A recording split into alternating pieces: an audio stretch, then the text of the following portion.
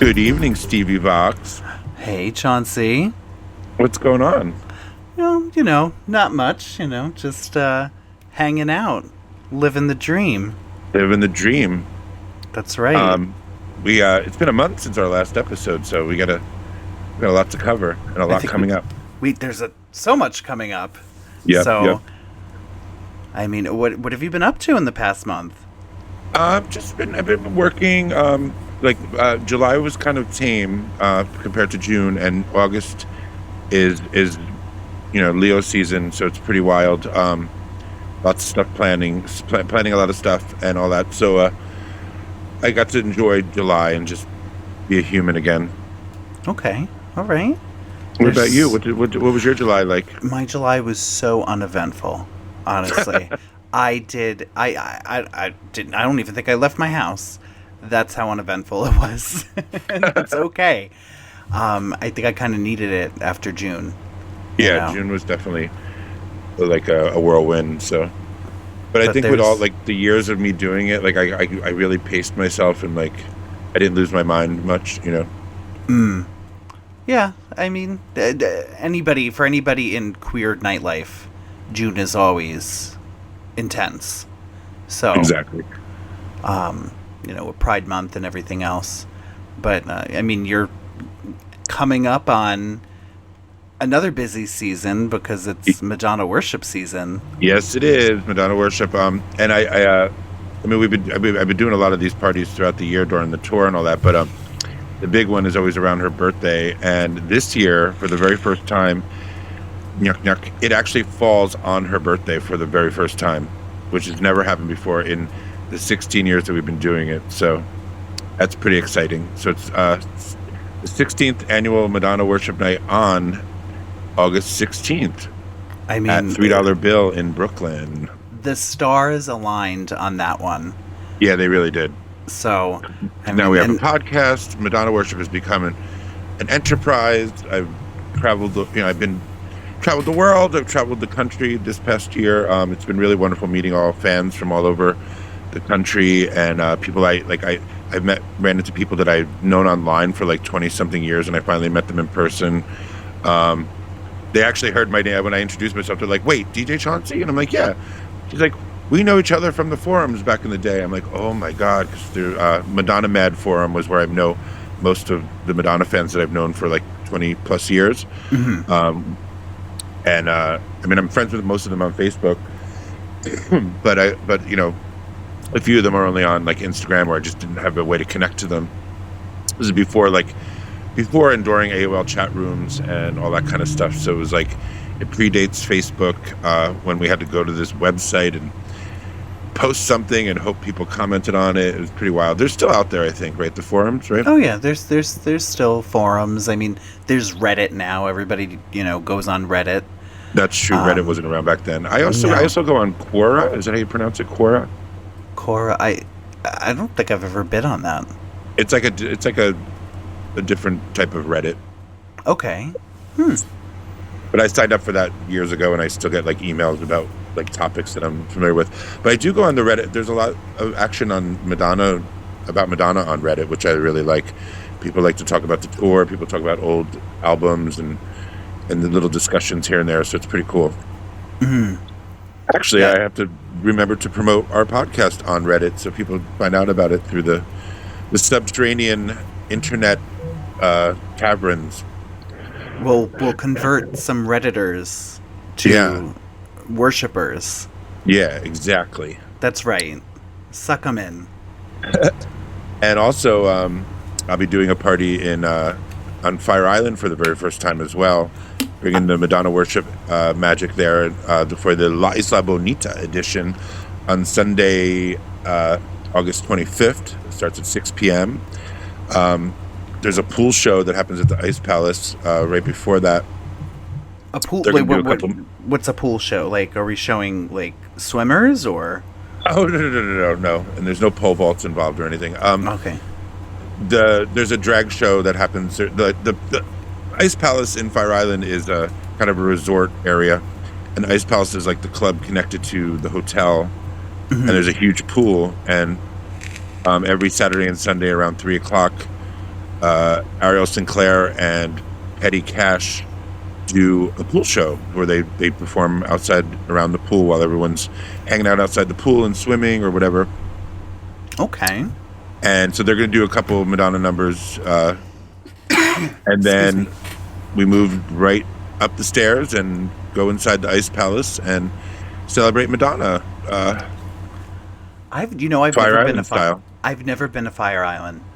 I'm so excited for you to go. Actually, it's the perfect time because it's like not major season. Like it's sort of towards the end of the season, so people are chill and just really enjoying the atmosphere.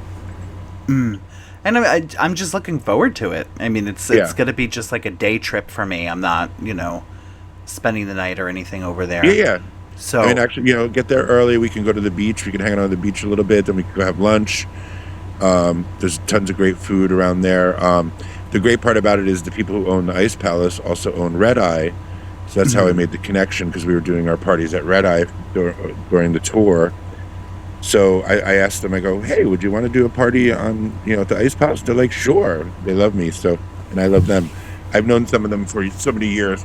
And it's nice to see what they've done with the Ice Palace. They took it over and really transformed it. It was kind of losing its life force for a couple of years from the last owner. And they've totally revitalized it and given it lots of cool things happening there, and lots of great talent. Dan Nardisio is like the overlord of both places, and he's very well connected in the drag scene and in the entertainment business.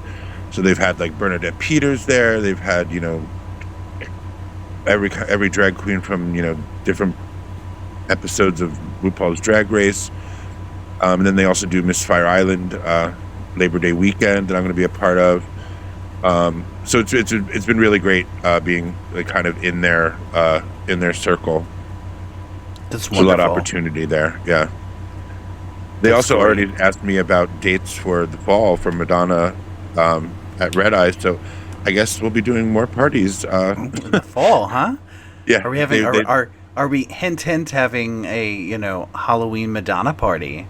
That is very possible. It is also very possible that we'll do like a holiday, like December-ish kind of, frozen Santa baby edition. Santa baby edition, yeah.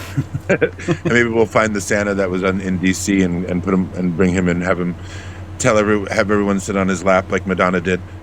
I mean, why not? That's a great. You should ask him if he'll be a guest. Exactly. We gotta track him down. In a sea full of Santa Clauses, we'll have to track down the one that Madonna picked. That was probably the most genius moment of that entire tour. Hilarious. When I saw those pictures, I don't know if everyone is aware, but for the DC, it was DC, right? The DC stop of the Celebration tour was around Christmas time, and Madonna's very special Vogue guest was Santa Claus himself. I mean, and not for nothing, she picked probably the best, in my opinion, the best looking Santa. Like he really looked like. I think he actually was Santa Claus. I don't from the North Pole. I don't think he was an impersonator. He was just visiting DC. Yeah, he was at the White House. Yeah, he was doing some clerical work. Yes, I mean, I'm sure. I mean, that's what Santa does. No, I mean, when you say like Santa Claus, that's who I envision in my mind. Totally. I totally agree. Like, it wasn't just like, oh, hey, let's go to the mall and sit on some random man's lap and take a picture with a whole bunch of screaming children. Like, this was like a real deal Santa. Do you know I come from a family of Santa Clauses? Do you? My brother Nick is funny enough, his name is Nick, but he's a Santa Claus pretty often. I've been a Santa Claus when I was younger. I've been a dirty Santa in some aspect too, in certain people's music videos. But yeah, I come from a family of Santa Clauses. I love that. I really do. And I was the Easter Bunny once too. Yeah. So there are people who have like their childhood photos with Santa Claus, and it's either me or my brother in them. It's really kind of funny. Maybe next time Madonna does a tour, and she needs a Santa for a special guest. I mean, maybe she'll give you a call. Maybe I'll show up if she's touring again in December. I'll Just show up, dressed as Santa Claus. show up as Santa, and you'll get pulled on the stage for sure. That sounds awesome. So yeah, so if you're interested in coming, if you're in the New York area and you're interested in coming to some of the Madonna parties, you can go to Red Eye, not Red Eye. $3 bill is kind of hard. Like if you type in $3 bill in Google, you'll get to the events page. But if you go to my Instagram or Madonna Worship on Instagram, you can look in the bio for the links to the parties. The party in at $3 bill is $20 at general admission. Tickets go up at the door, so I would get them ahead of time. But the party in Fire Island is completely free. It's just it's a little bit of a trek to get there. So if you need to figure out how to get there, you can DM me or just Google how to get to Cherry Grove on Fire Island, and it'll all work out. It's you either take a train or you drive to the ferry, and then you take the ferry across, and you're literally there. 50 feet away from the club that the party's at. So it's really easy to get to once you get over the bay. But it's a really wonderful place. There's a lot of queer history floating around that place. Back in the day, when the AIDS, a lot of gay men owned a lot of the properties there.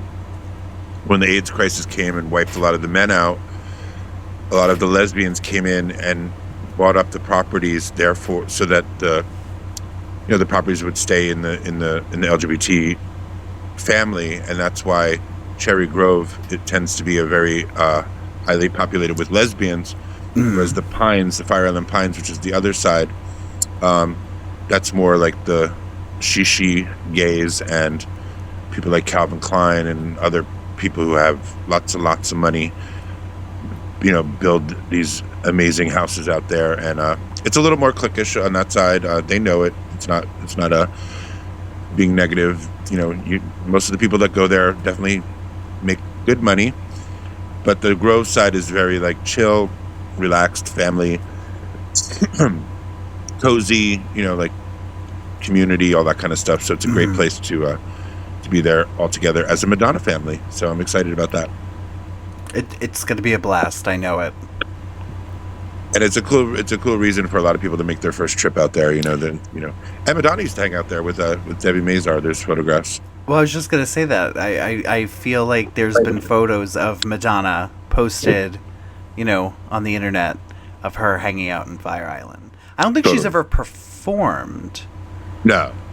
Because sometimes, I know there's been artists who've performed on Fire Island, back in, the 70s and the 80s, but I don't think Madonna's ever performed there. Yeah, no, I don't think so. I don't think she's performed. I mean, it would have been pretty awesome if she did. I think it was kind of a place where she would go for, a little bit of respite and, she could hide from it was just a place for her to chill out and be kind of anonymous.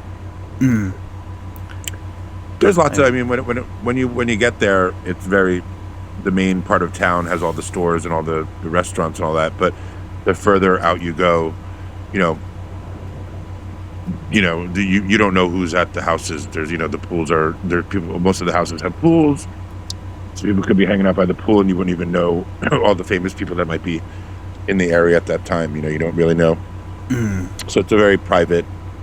You could be private out there, or you could be very public. It'll be cool to check out for sure, and I think that La Isla Bonita edition is going to be fantastic. I think it's going to be great, yeah. And I'm also excited. This next Friday is the 16th annual in Brooklyn, and the lineup of performers is probably the best. Not only the best, but the most performers we've ever had at a Madonna Worship. It's pretty incredible, the people that I know, and I'm excited to see how they're gonna redo Madonna songs. Well, I think that's always the most exciting, because it's always such a wide, varied cast of performers. Yes. Whether they're drag queens or vocalists or, improv be, some of your performers? Or like burlesque, performance Burlesque. art. Yeah, just to name them all in alphabetical order.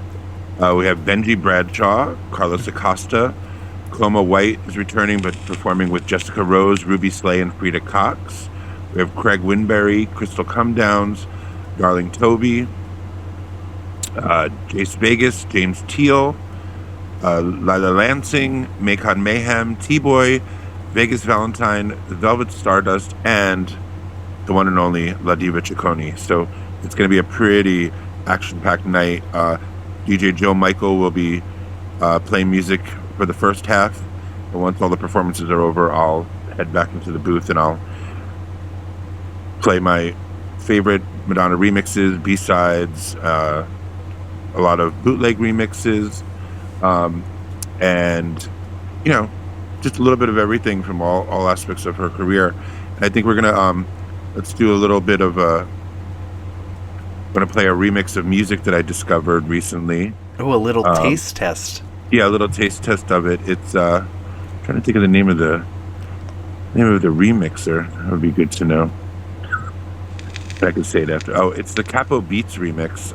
I found it in my Madonna meandering on the internet. But it's really cool, and it's got some vocals that didn't really end up in the original. So here is Madonna's music remixed by Capo Beats. That's Beats with a Z. Hey, Mr. DJ, put a record on. I wanna dance with my baby. And when the music starts, I never wanna stop. You know it drives me crazy.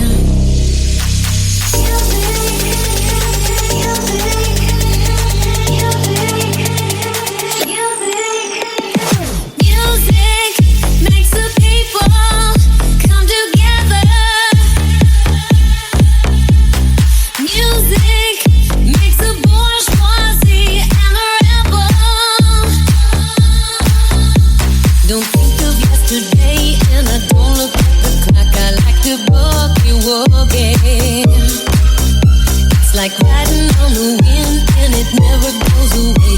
Touches everything I'm in, got to have it every day. Music makes the people come together. Yeah. Music makes the bourgeoisie and the rebels.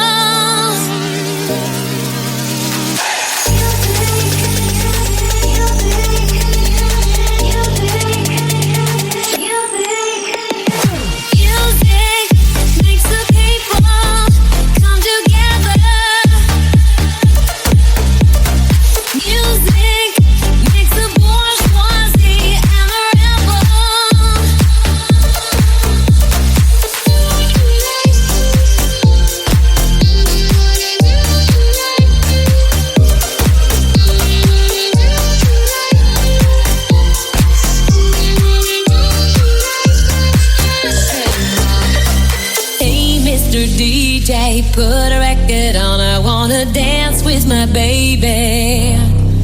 And when the music starts, I never wanna stop. It's gonna drive me crazy. Music makes the people come together. Music makes the bourgeoisie and the rebel. Yeah.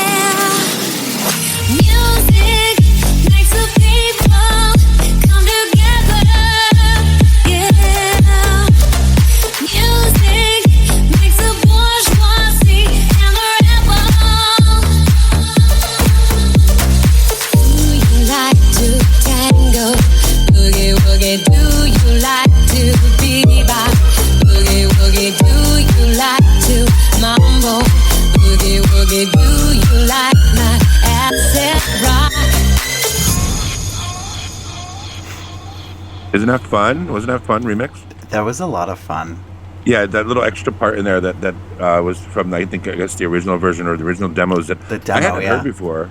I hadn't heard those vocals until this remix. So this person is really good at finding the the rare stuff. So that's a really fun remix. I'll definitely be playing that at some point on the 16th, and we'll give you another taste of another one a little later. Ooh, exciting! Yeah, very exciting. But I was counting from December until Fire Island. Fire Island will be the 10th Madonna worship this year. It's like, I don't know. I'm like, and I don't know how I'm not, obviously I love the woman because I'm not sick of it. But we did 3 at Red Eye. You did Houston, right? Yeah, I did Houston, Austin, Fort Lauderdale, and Denver. But then I also did a party at 9 Bob Note, which is connected to $3 Bill. I think sometime around March. Mm-hmm. And then I did a the Saturday before Pride party. And then I have 2 more, so it's the 10th one. It's pretty crazy. I mean, what the hell? Let's see if you could do another 10 on top of this before the end of the year. Before the end of the year. Right? Before the end. Go international. Canada, we're coming for you. Yeah, I was working on one in Canada, but we couldn't make it work. My music partner Van Hester, he's not the biggest Madonna fan, and he doesn't quite get the tongue-in-cheek aspect of the worship part of the title of the party. I mean, it is serious, but it also is kind of funny because of the fact that she's Madonna and that's religious. But he made fun of me the night when the Rio show was happening. I was in Canada. We were recording our latest single, and we were out to dinner with him, our producer and producer's wife.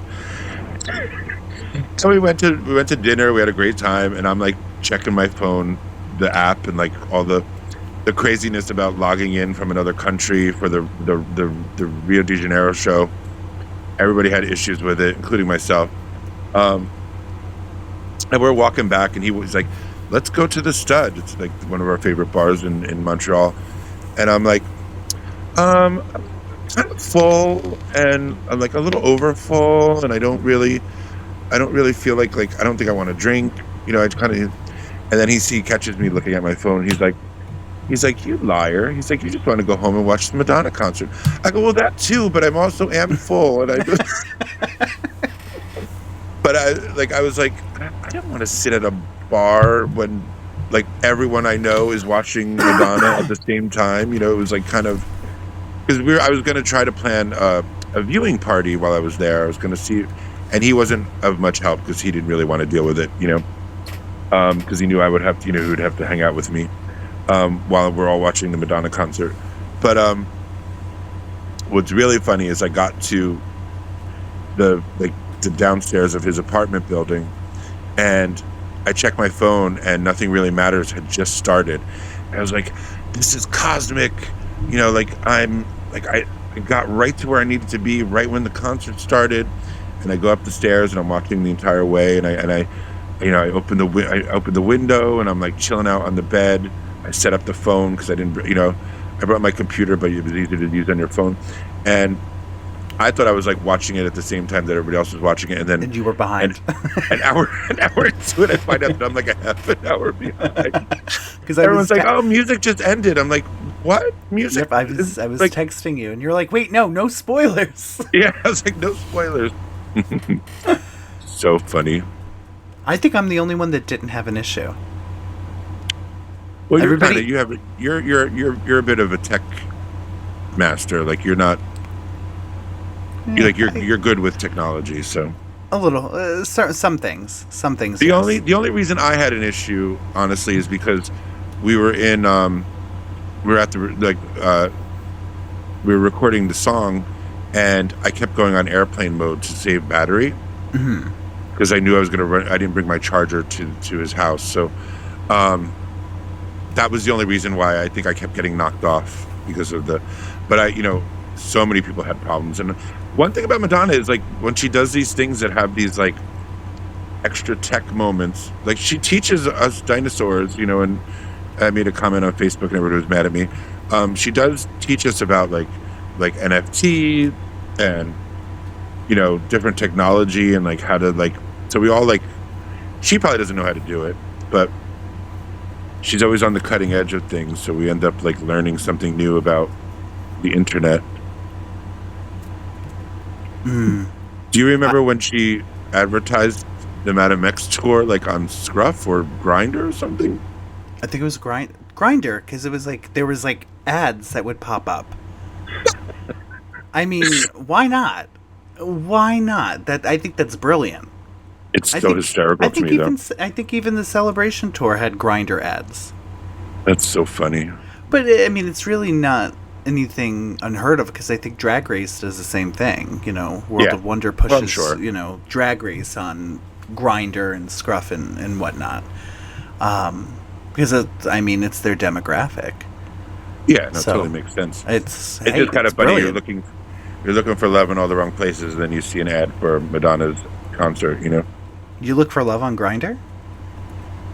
I look for love everywhere. Oh, okay. But I don't have Grinder though. I mean, love does make the world go round. Yes, it does. Even though nobody really thinks of that song, and it's like the runt of the True Blue album. Apparently, I mean, considering nobody voted for it in our Spotify poll. Yeah. For Justice those who for Love Makes the World Go Round. That's right. We need to get it to number 1. I want it number 1 on the Billboard charts. Yeah. Because you're all a bunch of haters. Yeah. You all hate. And hate doesn't make the world go round. Love makes the world go round. It really does. But make love, not war, they say. Because, yeah, bunch of haters. But for those of you who don't know what we're talking about, we did a poll on the Spotify episode page for last month's episode, and it was what is your favorite Madonna song that says pride to you? And out of the 4 songs that we had picked in the last episode, nobody voted for Love Makes the World Go Round. Terrible. At all.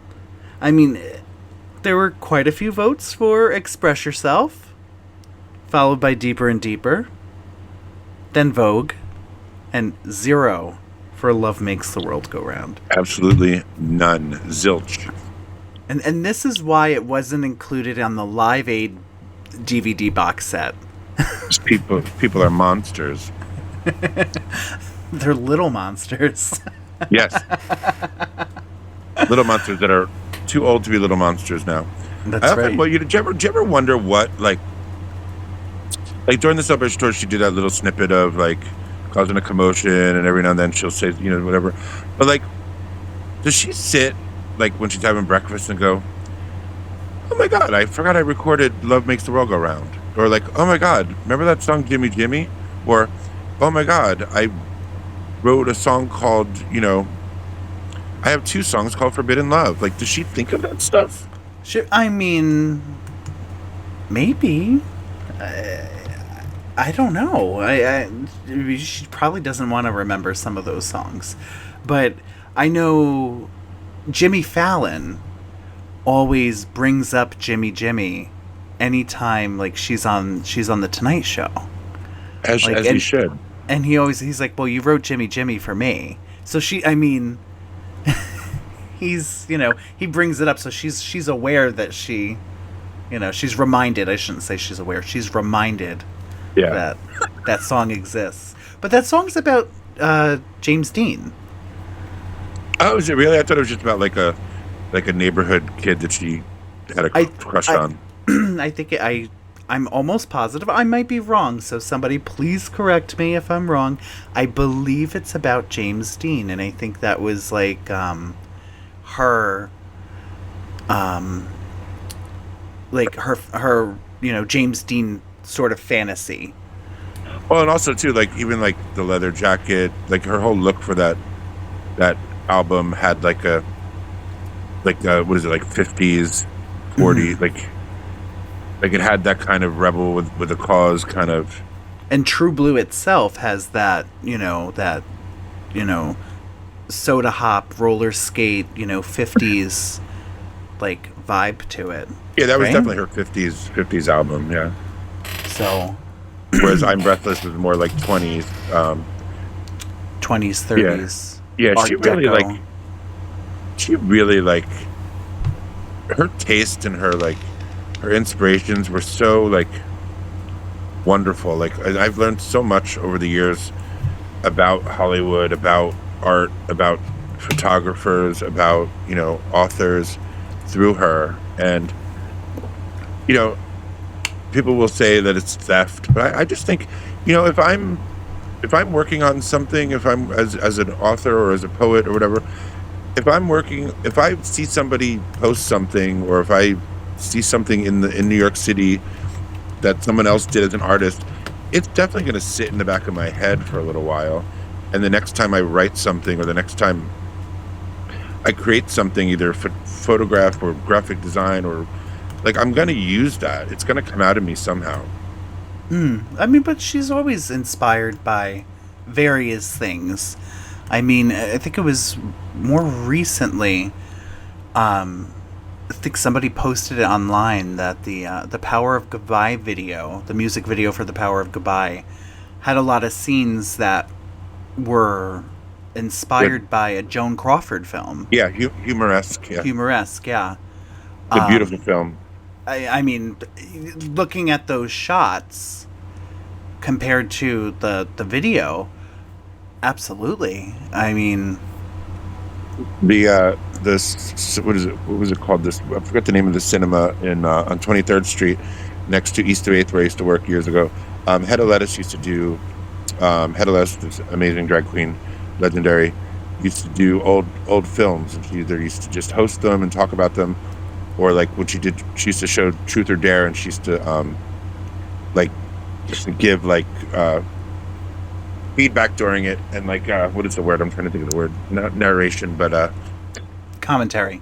Commentary. Thank you. She would do that for some of the movies. But that's how I got to watch a lot of old Betty Davis and Joan Crawford films through the Sunshine Cinema, right? That was called, yeah. Mm-hmm. And I saw humoresque there, and there's like a whole couple minute scene that is some of Joan Crawford's most amazing acting, and she doesn't say a word. It's during this beautiful scene where she's in love with this violinist, and that's why then like it's a tragic love affair. So I think that's why Madonna took that for Power of Goodbye. Makes total sense. And I don't want to ruin humoresque for you, but the ending of Madonna's story is a little bit different than the ending of Joan Crawford's character. So once again, Madonna takes something and kind of puts it in her Madonna Ciccone blender and pours it out in a different way. You know, just like Marilyn Monroe, she wasn't a victim. She, you know, it was tongue-in-cheek, and it was kind of, you know, she's like, I don't really want the diamonds, I want somebody real, you know? Mm. But she's been cursed with that title for her entire career, and she hates that. Well, the material girl, Madonna. And it was the maternal girl. And it was the spiritual girl. Do we have anything else after that? I don't think spiritual, so. I don't know, but the material girl title popped back in. They still call her that. Yeah. Every now and then you get something. And I have a confession to make. It's one of my least favorite songs by her. Material Girl? Yeah, like least favorite of the early hits, you know? Okay. All right. I mean, it's okay. It's there. I mean, it's I do like that she always like reinterprets it, kind of like how she does with Vogue and Like a Virgin. Well, I think she needs to. I think she has to do it, otherwise she won't be able to tolerate singing it. Exactly. You know, because it is kind of, you know, it's a little, you know, childish, I guess, you know, sounding, and, you know, I think in order for her to keep it, I don't want to say fresh, but tolerable maybe for her. Yeah. Like she has to do it that way. But that song is one of the most licensed Madonna songs. Oh, I'm sure. Licensed out for, you know, film and television. Because that was in Stranger Things, and I think it was used, or maybe I'm thinking Hilary Duff covered it for a movie. Oh, wow. I didn't know that. Yeah, I think that there's a Hilary and Haley Duff cover of Material Girl. But there's not a lot of Madonna songs that are able to be licensed out, come to find out, with the, recent interview of Ryan Reynolds. Yeah, she was very protective of her catalog, which is interesting. I mean, did you I'm sure you did. I'm sure everybody saw that, Ryan Reynolds was like, yeah, I had to go meet Madonna, to get permission to use Like a Prayer. Oh, for the Deadpool and Wolverine movie, right? Yeah. Are you a Marvel person? I'm more of a Marvel person than DC. I just I don't really go to the movies as much as I used to. Mm-hmm. So I'll have to wait till that becomes a streaming film. I can't get into them. I can't. I tried. See, my middle brother, my brothers were Marvel people. Okay. So if I read any comic books, it was because my brother bought them, so I knew about it. The X-Men when I was a kid, and I was a little too young to buy my own comic books when they were first popular. Mm-hmm. But I used to read all my brothers, and I used to keep up on the X-Men and the Avengers. Like, I love all that stuff. Okay. I mean, I probably a couple years back, I was sleeping with this guy in Brooklyn, and he was very big into Marvel and all of those, that whole universe. Uh-huh. So I was like, oh, you know what I'm going to do? I'm going to start watching, so that way we could, Captain America and chill or something. Yeah, I tried. I can't do it. It just, I couldn't, it didn't keep my interest. But I kind of want to just see the scene that Madonna. I think maybe what we should do is maybe you and I should go see it together. Maybe we should. We could talk about it on the next episode. We'll try to sneak it in. Maybe we could go to the 4XD Super Metroplex Cinema, where they squirt water at you, and where the hell is that? That's the new thing. You didn't know that? No. So there's what's is it AMC? I think it's AMC, or maybe it's Regal. I'm not sure. On 42nd Street, it's like an immersive type of experience where. Oh, that sounds amazing. I'm sure the seats probably vibrate, and they squirt water at you, and they make it cold if it's cold in the movie. So it's like. Oh wow. I mean, I'm sure it's probably $90 for a ticket to get misted with some some dirty water. Dirty water. Some Deadpool dirty water. Holy water, whatever. Yeah, let's try to make that happen. And is that this way? Maybe we could even we could record a little bit of the film while we're in the theater illegally and add that to the podcast. I'll bring my camcorder. Your camcorder. I'll bring my camcorder. We could make a bootleg tape and sell it on Canal Street. Do you remember that? Did you ever do that? Did you ever buy a bootleg, cam tape? Somebody used to come around to the bar that I worked at in East Village, and sell them. And we had a DVD player, so I would play sometimes I'd play Marvel movies, and they'd have it would be all dark. It's crazy. Somebody gets up in the theater. It's the kids are screaming, It's, I mean, what a special time. It is really funny that was such a common thing, that somebody would actually sit there and film the entire movie somehow without getting caught. I was always convinced that it would be whoever worked at the theater, because they have you're probably right. That makes total sense. Prime access. But I mean, I've known people who've actually filmed entire Madonna concerts and have edited different. I've seen multiple angle filmed Madonna concerts and then edited together and put online. Mm-hmm. I don't know why you would her, even when her tickets weren't that expensive, I still spending $200 and then filming it. I don't know that culture of that. I think I'm not a boomer, but that's boomer mentality sometimes, and I find myself bitching about things as if I'm get off my lawn, kids, But I don't know. I grew up before cell phones, and I lived my life before cell phones, and life was so fun because you just experience things. So I know both sides of it, as you do too, I'm sure. Mm-hmm. Yeah, you're not that much younger than me. You got. I think I have a whole decade on you though. Whereas like, and I also had older brothers, so like I got to witness life through them, and older cousins. Like I was like the baby in the family up until my cousins and stuff started having children. So I was always like the baby looking at all the adults, So I never needed it to record everything. We did have a camcorder when I was a kid, and we had fun with that. Mm-hmm. But that was like a process. You couldn't just walk around with your. It wasn't a little handheld thing. It was like a big heavy camera. Well, I remember even in like 2004, because it was Reinvention Tour. Like there would be whole shows of like the whole show, like just surfaced online. And I remember oh, sorry, I just bumped my mic.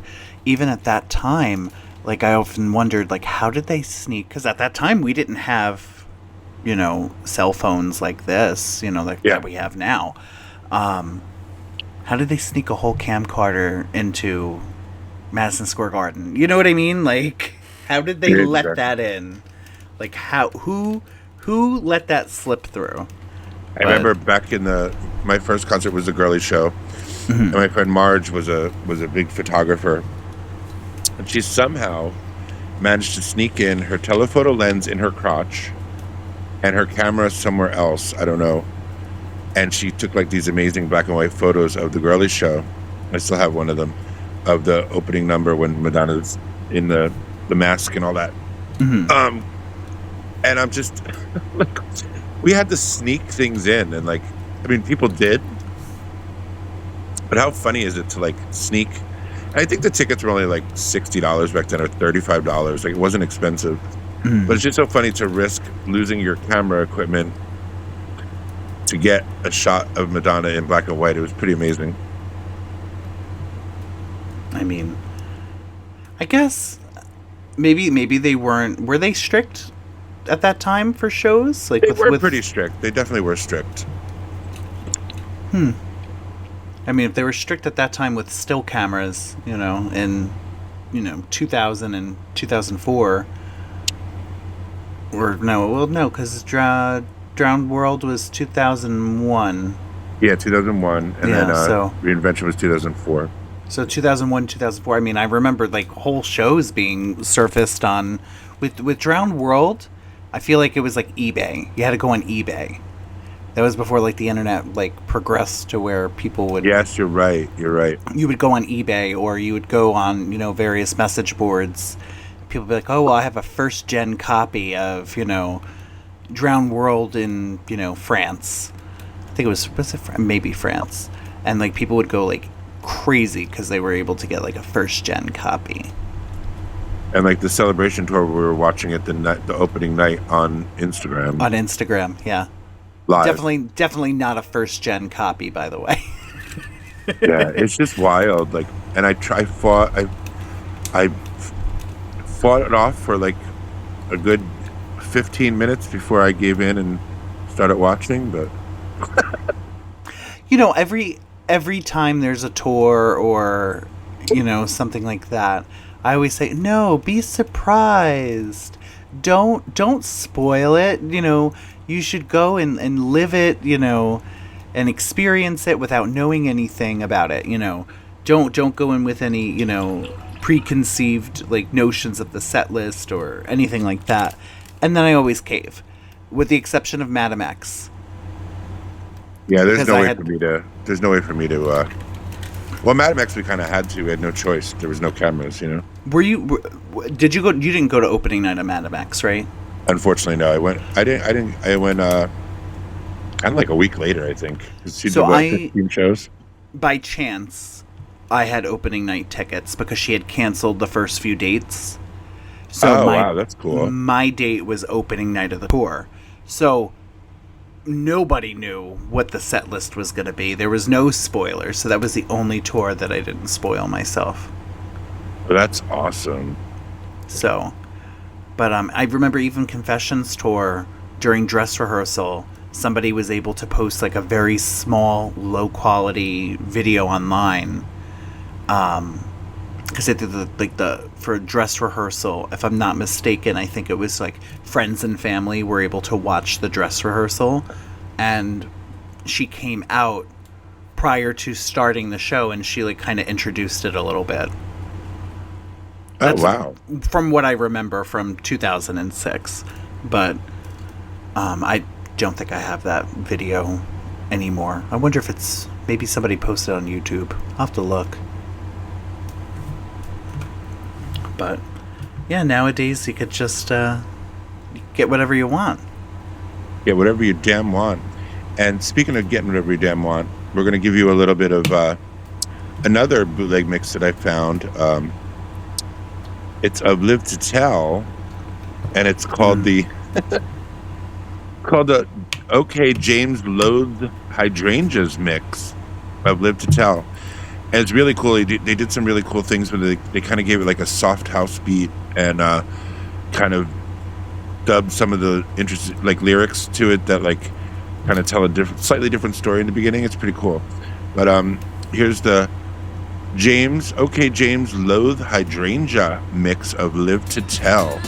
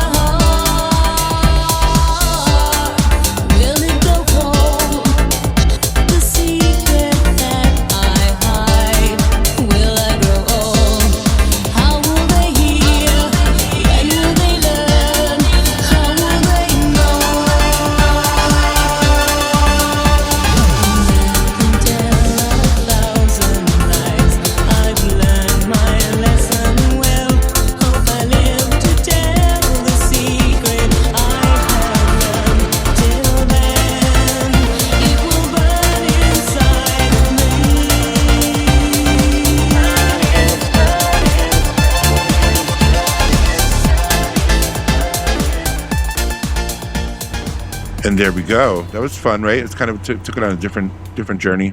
Definitely. I mean, listen, I absolutely loathe hydrangeas, but that was a good remix. I enjoyed that. I love that whole debacle, the hydrangea debacle. That just cracked me up. Like, people just got really mad at her, and I'm They like, did. But then she posted like a trolling video on YouTube. Was it YouTube or MySpace? Something. or it was like a silent film, right? Yeah. Yeah. My love letter to hydrangeas. Something And what like people that. don't realize is the guy who gave him to her is a comedian, and he did it on purpose. Like, it was like he knew that she didn't like hydrangeas. They weren't her favorite, and like he gave her them like just to punk her.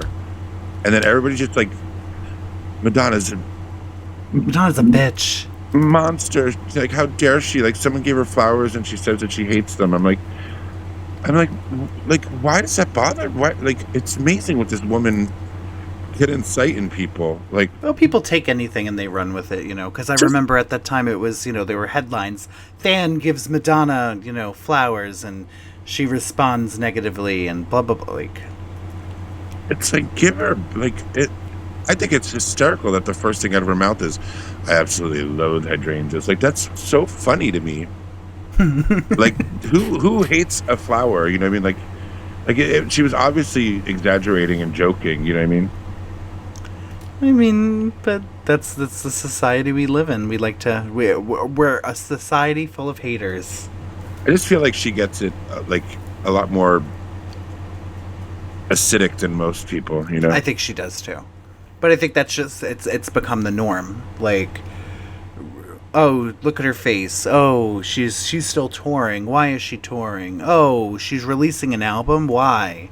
When is she going to retire? Like, shit like that. And it's like, it's ageism, it's sexism, it's,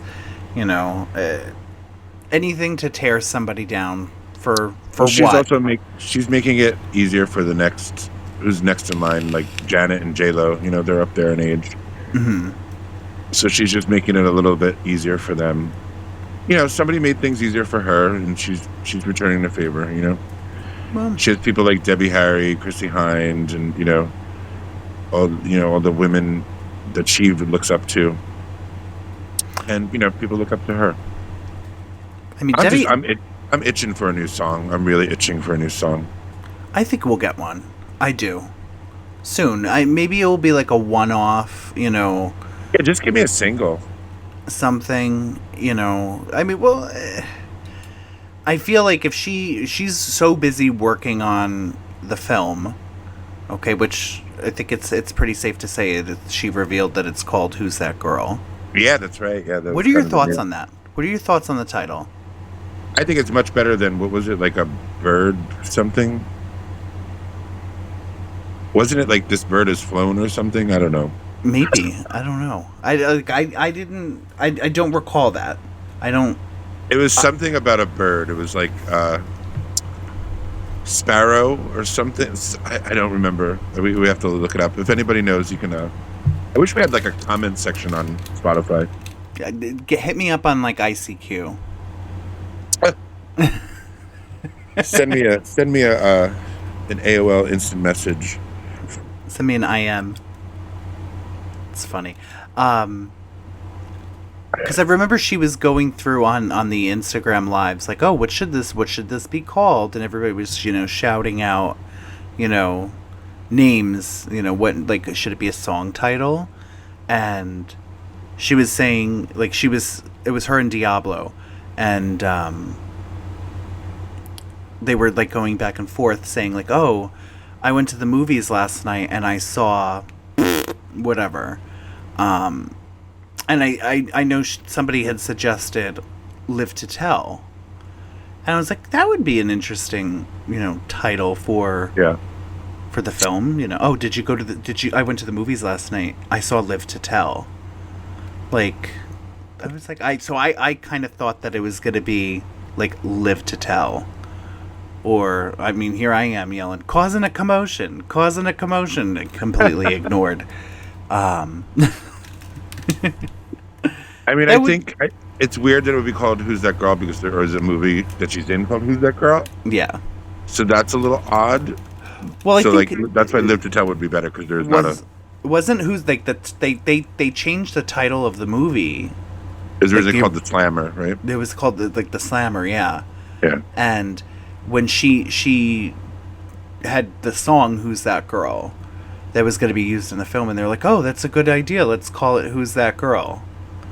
So, I mean, And just like, didn't she like for the Like a Prayer appearance in the Deadpool and Wolverine movie? Didn't she like convince them to like move the song to a different scene or something? well, no, I think she just.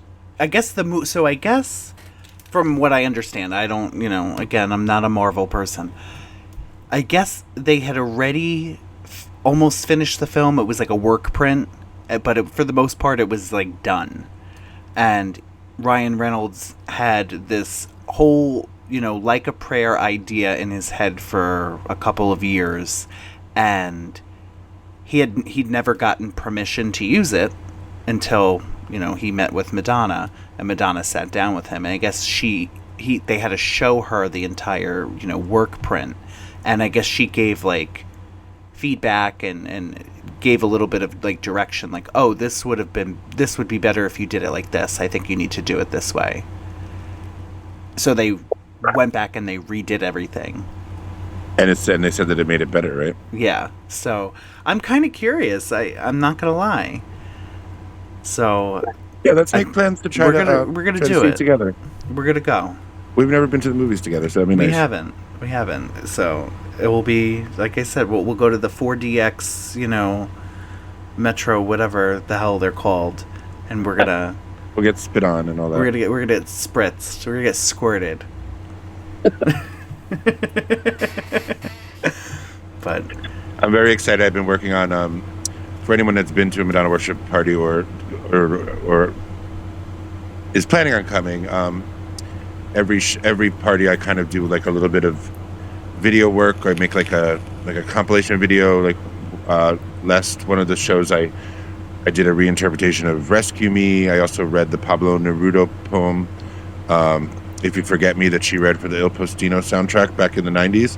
mm-hmm. So I started working on the intro video for next week, and it's far from complete, but I got inspired and started working on something, and it's going to be pretty cool. It's going to have a little political touch to it, and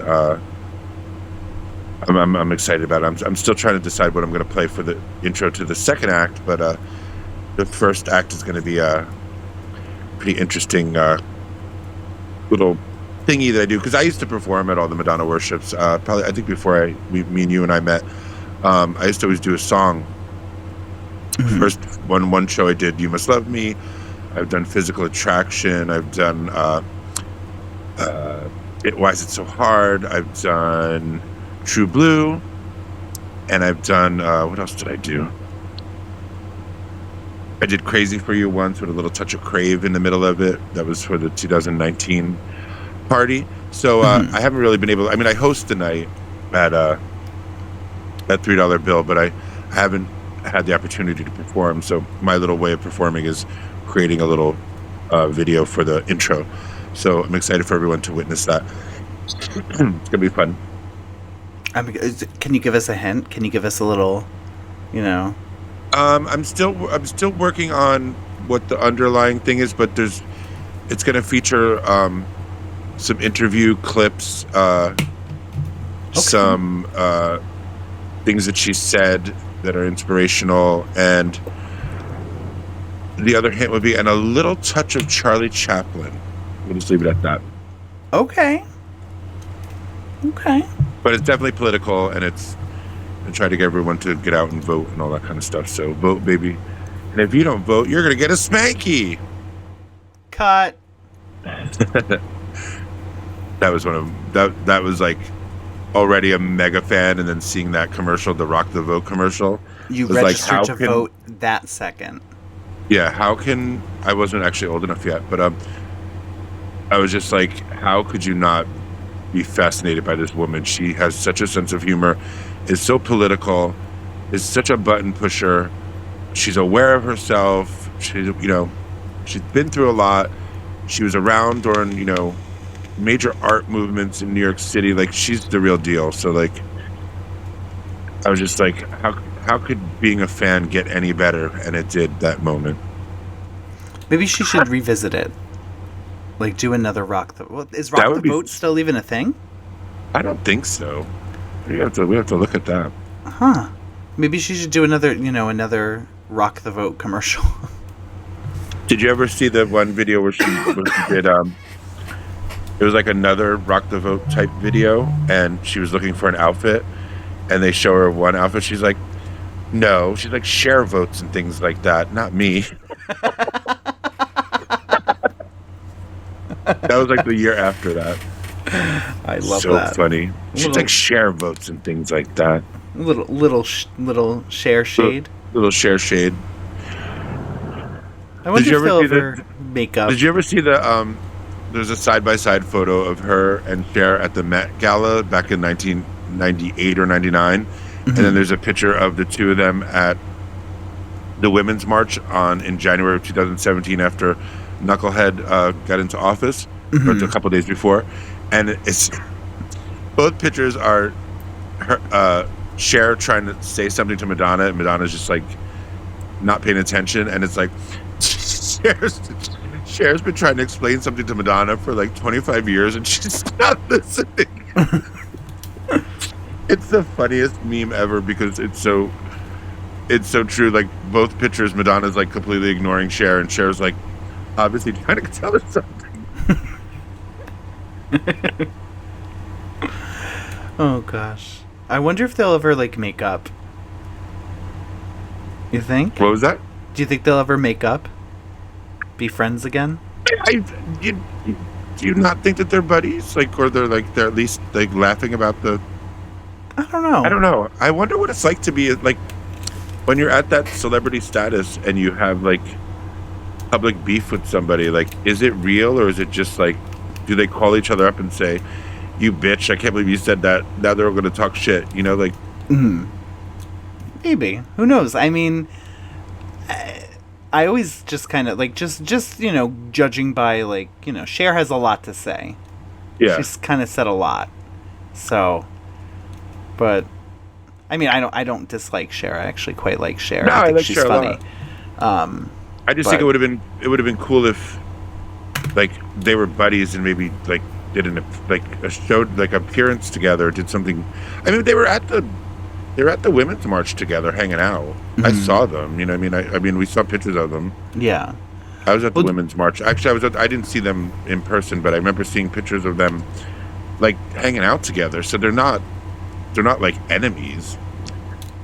I mean, maybe that's their relationship.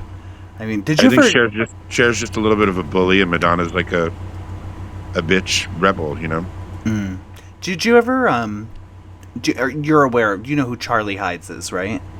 Yes.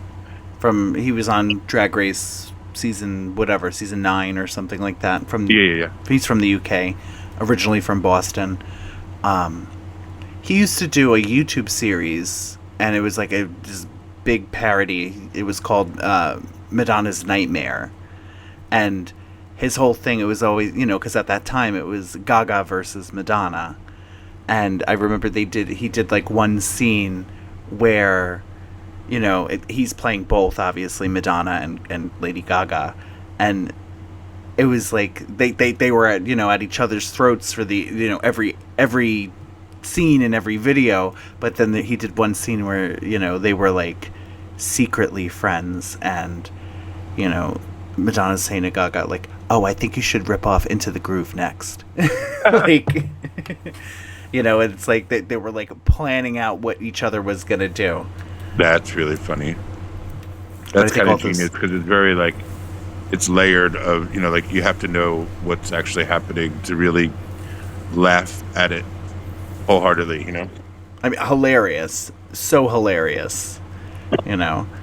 He did Cher in them, hilarious. Well, and there's also what's the other girl? I can't think of her name right off the top of my head, but she's an LA person. Her name is escaping me right now, but I think we're friends on Facebook or something. she does Madonna, and she does like the British accent, and like she also does Cher and Gaga too. What is her name? I'm losing my mind. But she's pretty awesome. She lives out in LA. She does a show where she imitates Madonna. She's really funny.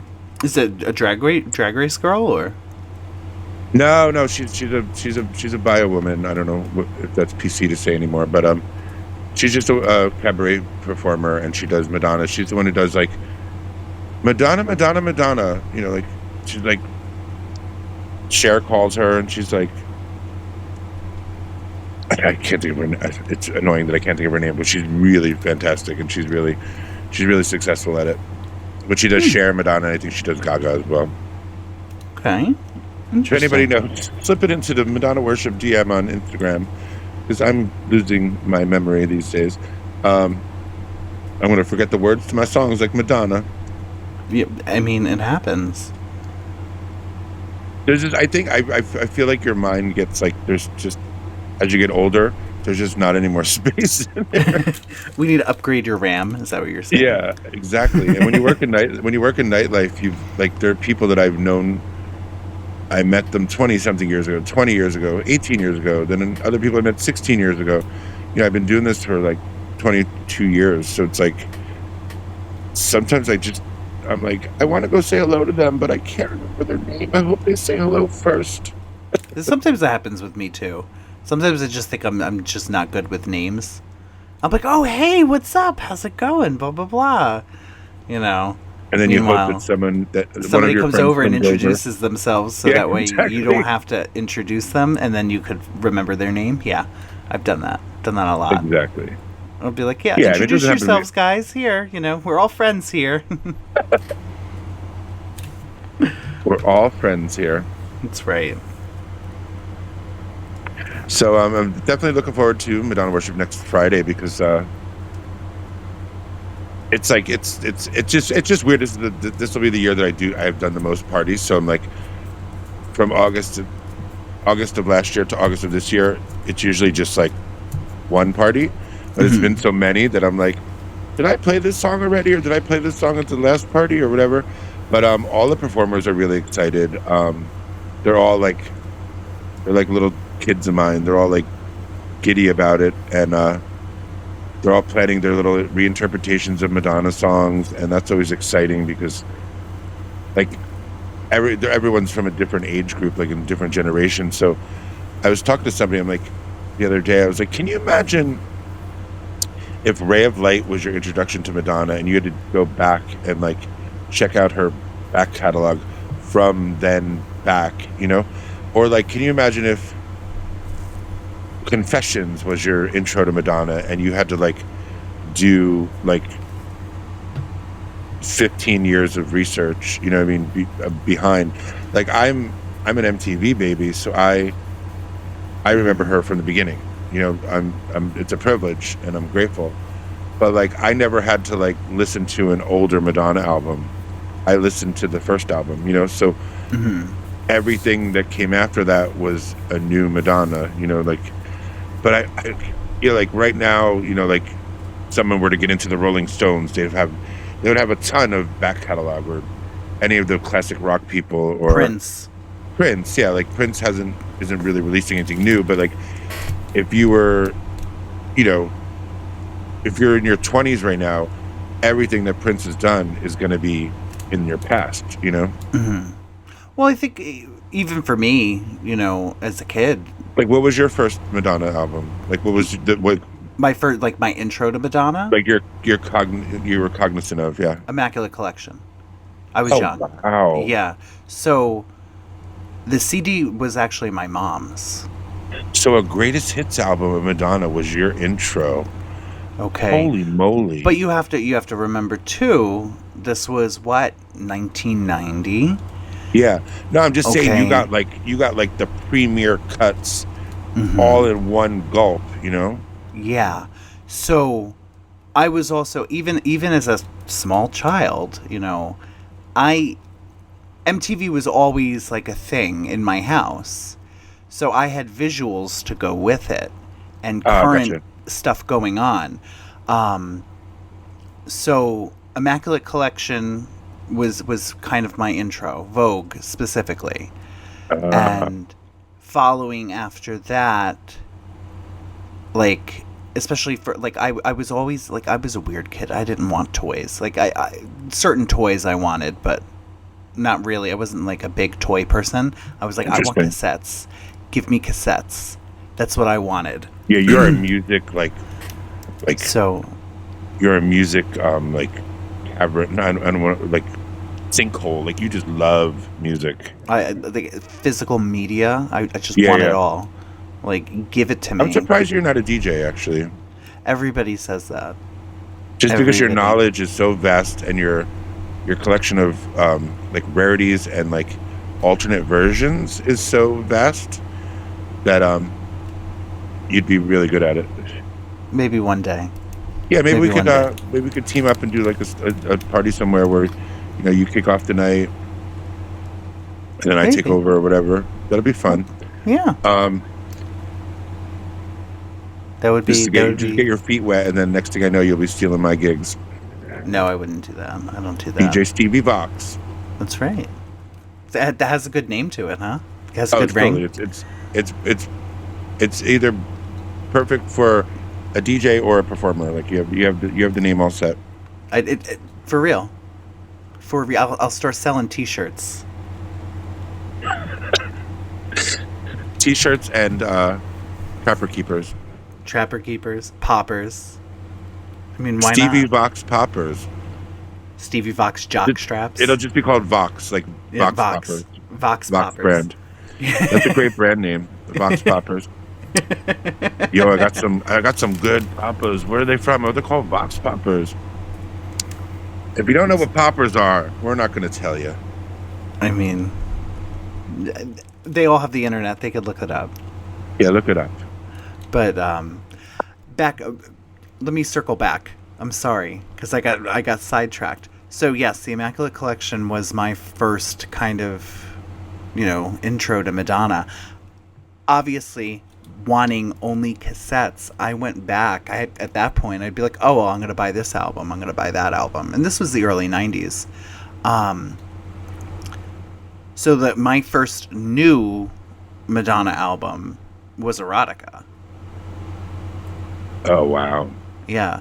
The first Madonna album I purchased on release date was Bedtime Stories. Okay. Yeah. Like album or just like CD? Cassette. It was cassette. Yeah. Oh, you bought all cassettes. Wow. Yeah. I still have them.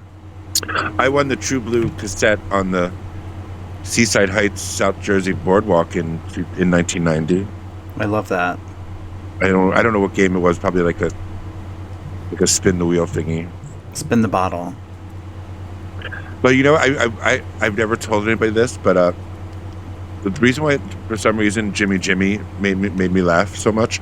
I was like 14 years old when I heard the True Blue album, really, because I was starting like 89, 90s when I started buying my own music. So I had to collect. My brother had the other albums, so I listened to them, but I had to build my own collection from 89 back.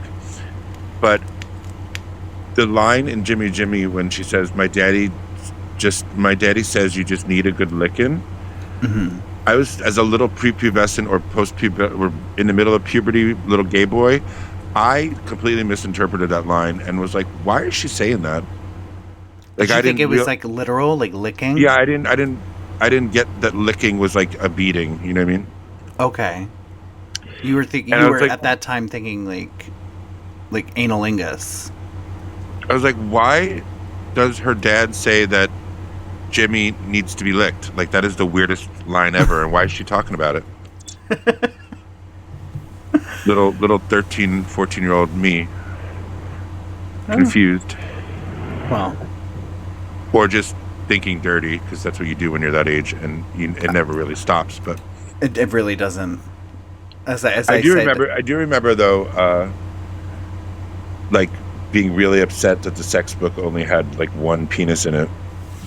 I mean, maybe she'll do a part 2. I was like, come on, you don't know your fans? We want to see penises. But you know what? Back in the '90s, like hanging out in the Village, there were all these weird magazines that were like fan-made magazines about her and stuff. And there was one back in the day that had a really horrible picture of her on the cover, like from her like a Virgin Days with like the big lion mane's hair. But it was a photo I've never seen anywhere else but that magazine. And like the back inside cover had a bunch of writing, like all the credits, and the picture behind the credits was a picture of Tony Ward naked. Oh. It was before the sex book. So it was just funny, like that was you could see his penis, but it was like this random book that you would buy at like a record store in the Village had this weird bootleg Madonna magazine, and it had Tony Ward's penis in the back. Talk about tangents. Did you purchase it? Yeah, it's somewhere in my closet, in one of my like little boxes of like Madonna thingies. Huh. It should still be there. I don't know. I did lose some stuff in a flood during Sandy, but it might have been in there. But I could double check. I'll probably check next time I move, because that's the only time I go into those boxes. Which I'm hoping will be soon, and within the next 6 months or so, or year. But yeah, I'm really excited about Madonna Worship. I'm excited that you're coming to Fire Island. For anyone who didn't catch us early on, we have 2 Madonna Worship parties coming up, and this will be the first year that we actually have a Madonna Worship podcast, me and Stevie, happening at the same time that these parties are happening. And it's on her actual birthday for the very first time in Madonna Worship history at $3 Bill in Brooklyn, and then the following Sunday, well, a week and a couple of days, on the 25th, we're taking the party to Fire Island for the very first time at the Ice Palace on Cherry Grove. It's a free party. If you need to figure out how to get to Fire Island, you could DM me at DJ Chauncey D, and I'll give you a tutorial. It's not super difficult, but it is a little tricky. You take the LARR to Sayville, and then from Sayville you take a little bus taxi type thing to the ferry terminal, and then you take the ferry to Fire Island, and then the party's like right there, 50 foot walk from the dock. So it takes a little while to get there, but once you're there, it's worth it. But the Brooklyn party is legendary. We started the party back in 2009 at Nowhere Bar.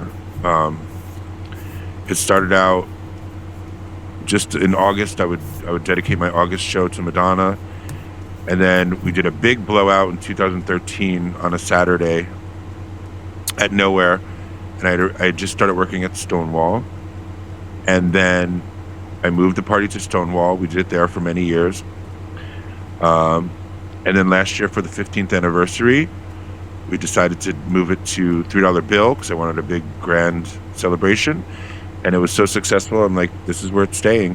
But in the meantime, we did some parties at Red Eye, in Hell's Kitchen, Port Authority area, which is really fun. It's a great space, great team that works there, and they're also the team that works at Ice Palace. So it only made sense to do a party out there. So yeah, follow Stevie Vox, STEVIEVOX on Instagram. Follow Madonna Worship on Instagram, and you can follow me at DJ Chauncey D. And all the links are in my bio for tickets to Brooklyn and all that jazz. So follow us. We'll be wrapping things up in a few, I think, right? Yeah, I think we covered everything. Yeah, and So- we'll definitely touch base and put out a new episode either beginning of September or end of August, and we'll hopefully have seen Deadpool and Wolverine by then, so we can give you our I think we should definitely see the movie before our next episode, so we could talk about the scene placement and the song placement. Definitely, and recap, because it's a big lineup for Madonna Worship. So Yeah, it's gonna be really fun. I'm excited. I can't wait. But get your tickets in advance because the price goes up at the door. Not a lot, but it does go up. And also, we're going to be selling some. We still have some candles left over, some commemorative candles from the early December, January, and March Madonna Worships. They're $25, and they're votive candles. with a Madonna photo on them, and we're raising money for Trans Asilius, which helps trans people from all around the world seek asylum in other countries, from if they're living in a country that is extremely horrible to transgender individuals. My friend Iman Lakaira, she kicked it off during the pandemic, and we're raising money for Trans Asilius. You can find out about them on Instagram, and also there's a little fundraiser in my bio as well for them. But you can take home a wonderful candle designed by Angel Love, and we want to sell them all so we can send our big donation to Trans Asilius, because we always try to do something philanthropical in honor of the Queen, who's always the Queen of philanthropy and doing good things for people and pushing buttons and making people aware of things and injustices. And I've been watching the Vice magazine interview when Secret Project Revolution came out, and she's fired up about all the things that she believes in, and it's such a good interview. If any of you haven't caught it yet, just search for Vice Meets Madonna Secret Project Revolution on YouTube, and Eddie Moretti, who is the interviewer, not only is he so cute, but he's really good at getting stuff out of her, and he's a really good journalist interviewer, and he really got her to show us the real Madonna. So definitely check that out. Awesome. It's kind of what is inspiring my little intro video, so it'll be pretty cool to watch it before you witness my little intro video. This is Chauncey's secret project. Yeah, it's my secret project. It's always a secret project, yeah. You're going to start a revolution. Revolution of love. Are you with me? But if you're not registered to vote, register to vote. And vote for Kamala, of course. I'm waiting for her to make a statement about that. I'm surprised she hasn't yet. I think it took her a while. I don't want to say a while, but I think when Hillary was running, she didn't say anything right away. Like in support of. Yeah. Like not that she was against her or anything. I think it took her a little bit. Do you notice though, whenever there's a Republican in office, that's when she moves? Yeah. Yeah, she leaves the country. So weird. Oh. It's not weird, but it's interesting to look back and say, oh, yeah, she was in London during Bush, right? Mm-hmm. Yep. And she went to Portugal during Trump. Jerky. Yeah. During Jerky Face. During vote for Kamala so Madonna doesn't leave America. Yeah, exactly. If Kamala loses, Madonna's going to move to, I don't know. Where would she go next? Where do you think? I don't know. Maybe Italy. Italy, Italy's kind of southern Italy. Italy has kind of a screwed up regime right now, doesn't it? I think so. Switzerland. She'll move to Antarctica. And Sweden. Maybe. I can see that. Yeah, I actually kind of really want to go to Sweden. But my friend Roman's been there. He says it's really wonderful, so maybe we can check that out. The music's definitely good. Yes, it definitely is. But all right, well, I guess we're done. Wrap things up. Yeah, until next time, and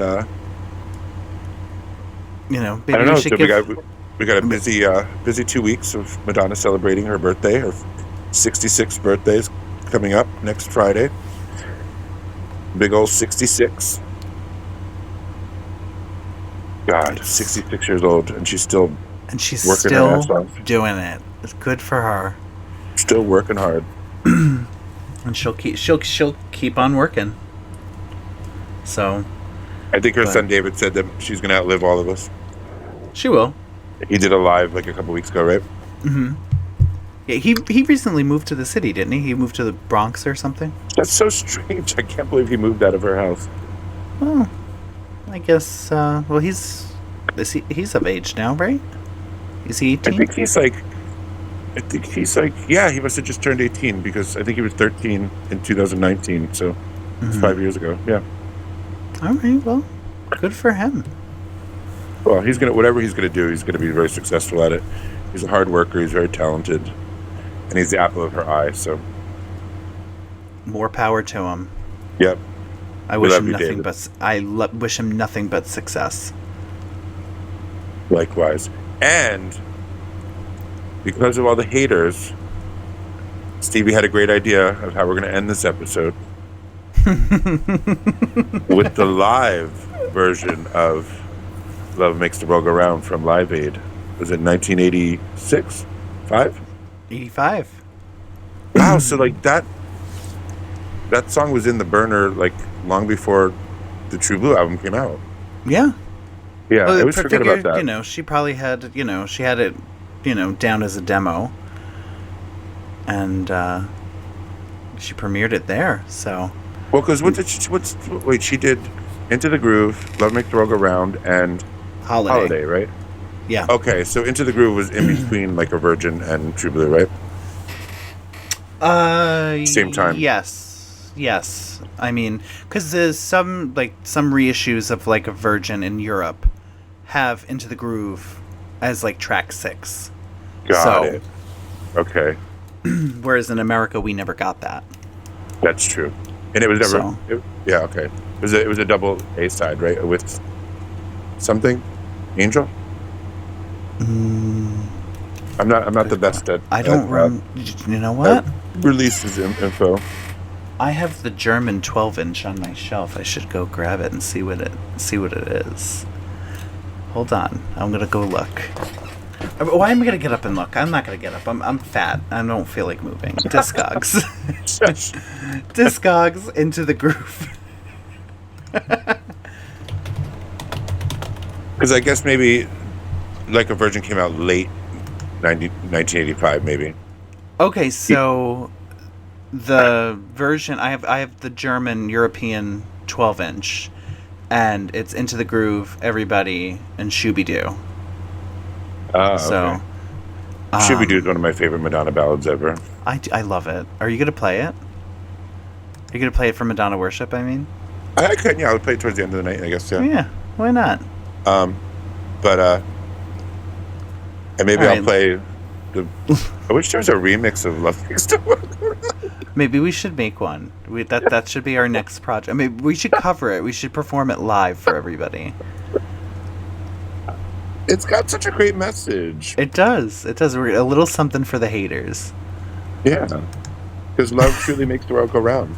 It does. It really And does. it's- But this is not the- for the these live haters. The live version isn't on any of the the video releases, right? No, it's not. It's not on the. It's not on the box set, like the DVD box set.